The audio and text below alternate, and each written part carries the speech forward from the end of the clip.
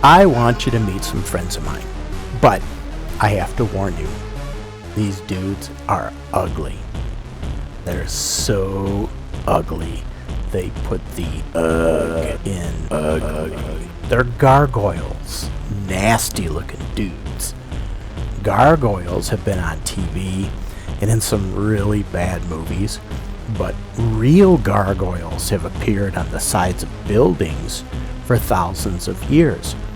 When we think of gargoyles, we usually think of old churches in Europe from the Middle Ages, but gargoyles were used more than 2,000 years ago, and they weren't always so ugly.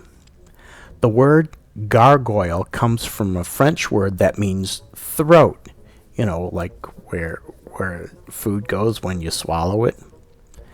The first gargoyles were used as decorations, built with open mouths and holes in their backs to drain water away from the side of a building.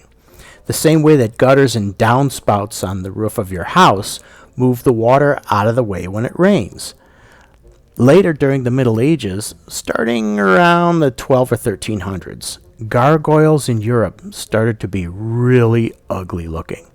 A lot of them were still used to move rainwater, and they were also used to protect the buildings from evil spirits. Okay, here's where things get a little confusing. Not all gargoyles are gargoyles.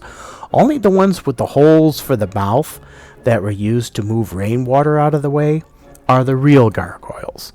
The ones that are just ugly are really called grotesques.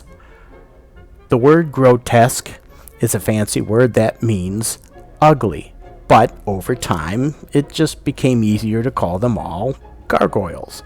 The gargoyles you're watching in this video came from mostly churches all over Europe: Spain, Portugal, Poland, England, France, Croatia, and other places Mr. and Mrs. Sherman went on vacation.